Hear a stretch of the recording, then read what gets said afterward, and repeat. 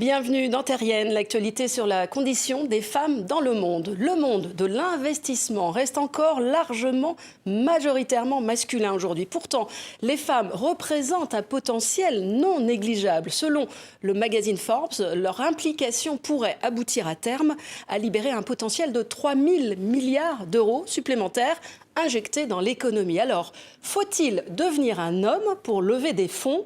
Dans une campagne sur les réseaux sociaux du collectif Sista, un logiciel grimait les femmes en hommes pour pointer justement les difficultés d'accéder au financement quand on est une femme. Un constat toujours d'actualité aujourd'hui, comme le dénonce Elisabeth Moreno, ancienne ministre de l'égalité femmes-hommes en France, et aujourd'hui à la tête elle-même d'un fonds d'investissement.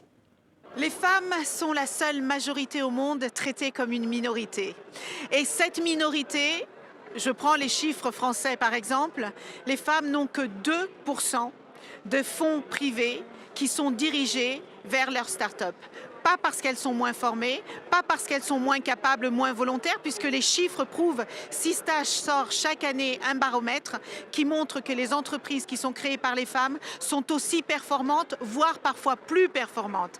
Et les femmes réinvestissent dans leur société, dans leur famille, dans leur communauté, tout ce qu'elles gagnent. Et malgré tout ça, on continue de ne pas investir sur elles parce que les préjugés et les stéréotypes ont la vie dure.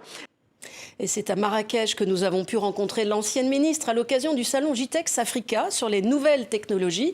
Des nouvelles technologies qui devraient de plus en plus se conjuguer au féminin à l'avenir, comme le souhaite la présidente de la Fondation Femmes et Numérique.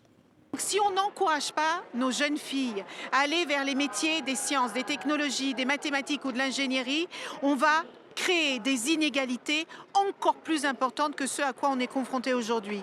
La Fondation Femmes et Numérique, que j'ai la chance de présider, travaille matin, midi et soir sur ces sujets, attirer les jeunes filles dès le plus jeune âge, leur dire qu'elles ont les mêmes capacités que les garçons à créer les solutions technologiques de demain, encourager les parents à casser leurs biais et leurs préjugés et leur dire qu'ils doivent encourager leurs jeunes filles à étudier dans ce secteur et faire en sorte que quand on est dans le monde de l'entreprise, quand on réussit à attirer le peu de femmes qui cassent tous les plafonds pour y arriver, eh bien elles ne se désespèrent pas et qu'elles n'aient pas envie de ne pas rester parce qu'elles n'y trouvent pas leur place. Donc c'est un travail collectif qui inclut les familles, l'école, les entreprises et les associations. Un entretien signé Demet Korkmaz, envoyé spécial de TV5 Monde à Marrakech. Rendez-vous sur notre site pour d'autres infos. À la semaine prochaine.